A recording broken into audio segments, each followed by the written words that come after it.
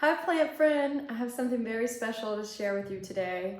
Something that I think you should definitely do this fall. And that is how to make an herbal wreath.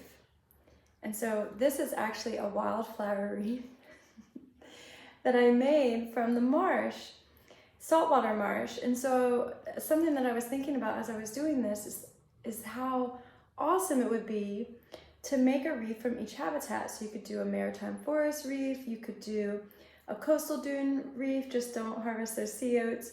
Rich cove forest, no matter where you are in the world, you could pick one of your favorite habitats or natural communities and do a wreath from it. And fall is the perfect time because there's all those beautiful fall blooming plants like goldenrod. Here I have sea myrtle, and the grasses, right? The summer, the fall blooming grasses really start to open up and put on a show. And so this was done, it took me about 30 minutes to make this and about 20 minutes to forage it. So I'm gonna show you how I did this. I mean, I highly encourage you, and this is why I'm doing this video, to make one because it's so much fun. I'll just tell you a little bit before I show you the instructional part. But this I got at Michael's, it's a wooden frame. And it's really simple and easy to work with. I think it's a good way to start if you've never made a wreath. You can also, some people will get grapevines, you can forage grapevine, or better yet, non-native invasive wisteria and twine it. I just didn't have time and I wanted to make it easy, so I went and got this wooden frame from Michael's, which was $2.50. But I like it. I don't like the plastic ones, right? We want to reduce our use of plastic on this earth. So I got this wooden one. And then you just forage. You don't have to buy anything, and this will dry beautifully. So some of these are already dry, like the sea myrtle and the life everlasting and the grass, but the goldenrod isn't, but it will dry really well and it retains its yellow color. All right, let's get into the instructional part. All right, so here's what you need to get. A wooden hoop or wreath frame from Michael's, some metal wire, floral wire. Definitely need the wire cutters. And then you need some greenery. So this is sea myrtle, goldenrod,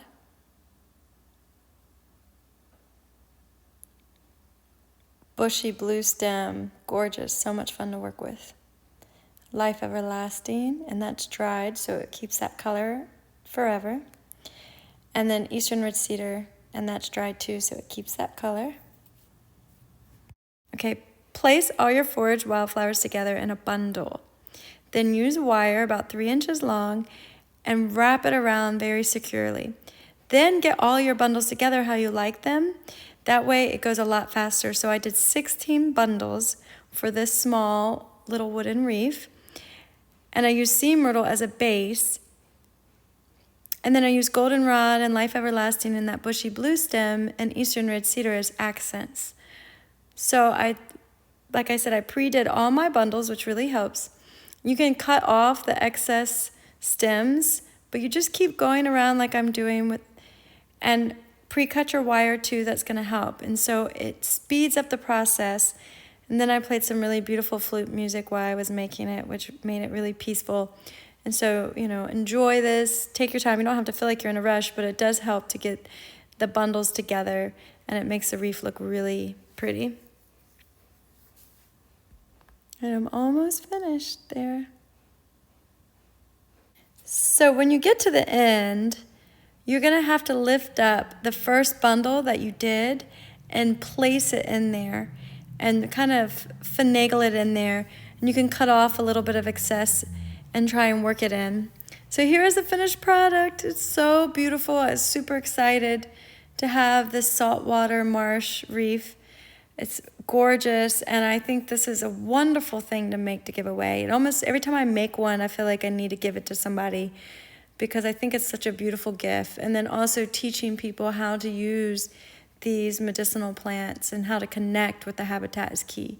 And so here I'm making the hanger. So cut about a 7 to 8 inch piece of that wire that you have, and you want to wrap one end to the top part. So you want to decide where you want the top and the bottom of the wreath to be.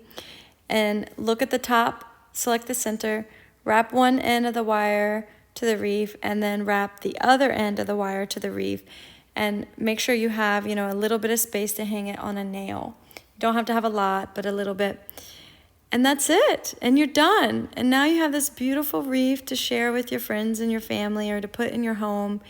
And I think these serve as great educational pieces, and you can teach people how to identify the herbs in the wreath and then also how to use them and connect with them.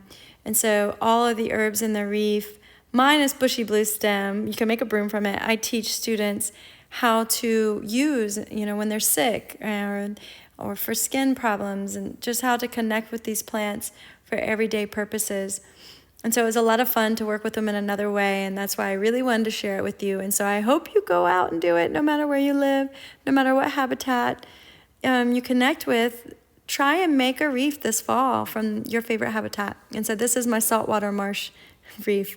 All right, I'm gonna do a little bit of behind the scenes. So here's where I hung it. This is my bathroom, half bath. And it didn't have anything above the toilet, so I hung it right above the toilet. There it is. All right, so I'm going to give you a little behind the scenes footage if you want to watch. All right, so here's some more.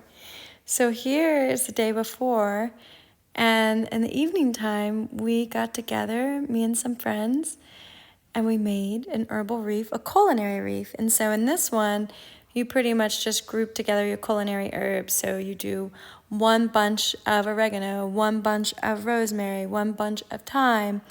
And for each herb, you go around, and you really only want to do the bunch 1 time if you can help it, or you can do it twice. If you have enough culinary herbs, you can go all the way around with different species. And so those are all the different plants that we had to make it. And it was a lot of fun. And that one I'm giving to a friend, actually. And here is Liz and Sophia. They made their beautiful wreaths, and Sophia was so sweet. She gifted me hers, and I hung it in my room. So beautiful. And Liz's was so gorgeous and free, like her spirit. And so here she is working with the goldenrod and some of the plants that I had foraged that morning. Anyhow, it's such a fun activity. So I encourage you to get a table, a craft table, put it out on your porch, put it out in your yard, and do it outside. It's a little bit of a messy activity, but it's so much fun. Spend the day foraging, and then in the evening make the wreath. And we brewed some herbal tea, and it was delightful.